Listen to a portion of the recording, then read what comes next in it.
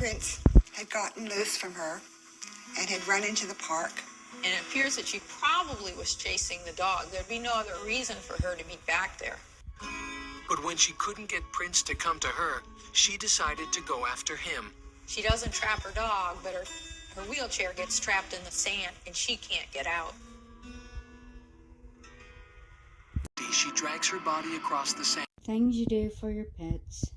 How much sand is still on her, in her face, in her hair, even in the eye, the conjunctiva of the eye. You look at her nostrils, they're filled with sand. There's sand in her mouth, deep in her mouth. Does have some use of one of her arms, and maybe a little bit of use of the other arm. That's pretty good. Dr. G is now ready to examine the internal organs. We certainly see evidence of old trauma. We see old contusions of the brain that are now discolored and shrunken, where she had some significant brain trauma. The result of her car crash. For people new to my channel, the reason I don't show the video is to avoid copyright. These lungs, she discovers an abnormality that definitely did occur. I see sandy mucus, and the sandy mucus extends all the way into the deep parts of the lung. I mean, she's got sand deep in her lungs. See, look at her lungs, they're just filled with it. Dr. G follows the trail of compacted sand through Ginny's respiratory system. And then when I cut and look at the trachea and the larynx, that's packed with sand. There's no way air can come down. She gets a call from one of Ginny's physicians. A doctor who'd heard about her death, her spinal cord doctor, and gave me a call in the morgue to tip me off that she did have autonomic dysreflexia. Autonomic dysreflexia, a dangerous syndrome that affects the part of the nervous system regulating the involuntary actions of organs and blood vessels, is suffered only by victims of spinal cord injuries. When a healthy body sustains minor trauma, such as excessive heat or abrasions, distress signals are sent up through the autonomic nervous system to the brain. Messages are then sent back down, telling organs and blood vessels how to respond proportionately to the injury. But in spinal cord victims like Ginny, crucial messages to and from the brain are blocked because of the damaged spinal cord, which in turn cause organs and vessels to overreact to minor trauma. The signal will go up your spinal cord, but it can't go up the spinal cord past where your lesion is, so it never reaches your brain. Unchecked, the condition causes blood pressure to rise and the heart rate to fall, which can lead to fainting, stroke. For Ginny, autonomic dysreflexia was a constant threat, especially when it came to heat. Her body temperature was no longer regulated properly. Her skin would take on whatever the outside temperature was. If it was warm outside, her whole body would raise up. And it was just something that she learned very early on to be aware of. Finally, all the pieces of the puzzle are falling into place.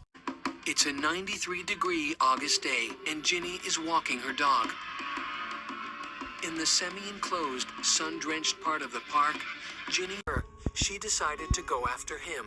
She doesn't trap her dog, but her wheelchair gets trapped in the sand.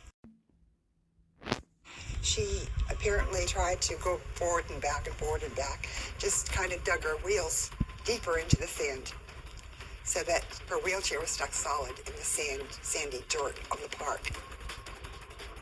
After struggling in vain to get back onto the pavement, Ginny most likely tries to get the attention of anyone in the heavily populated suburban neighborhood. But there's a problem. Florida, a lot of people stay indoors when it gets that hot. Probably the air conditioners were running. The windows would be all closed. Ginny had a very strong, powerful voice.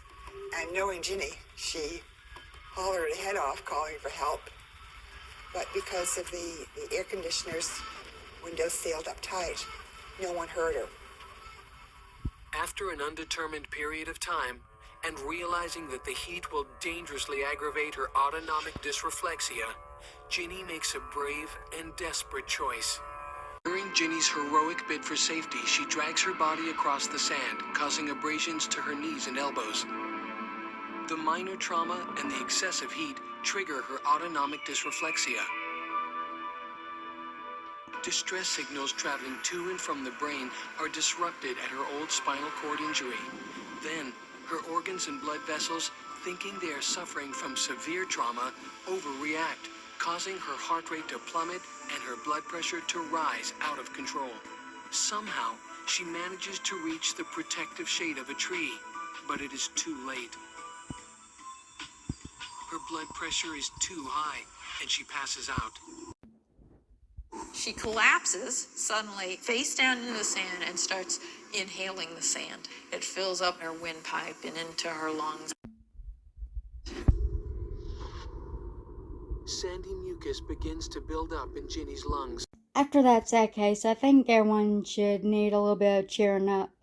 I was going to do this before, but I couldn't get the cats in for video. Here's Lily. Her name's Tiger Lily, but I call her Lily for short. And here's the Midnight. Hi, Midnight. What you doing, kitty?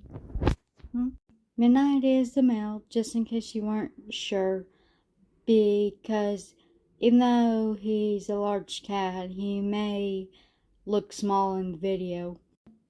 I hope you enjoyed. Thank you for watching. I will see you when I record Wednesday.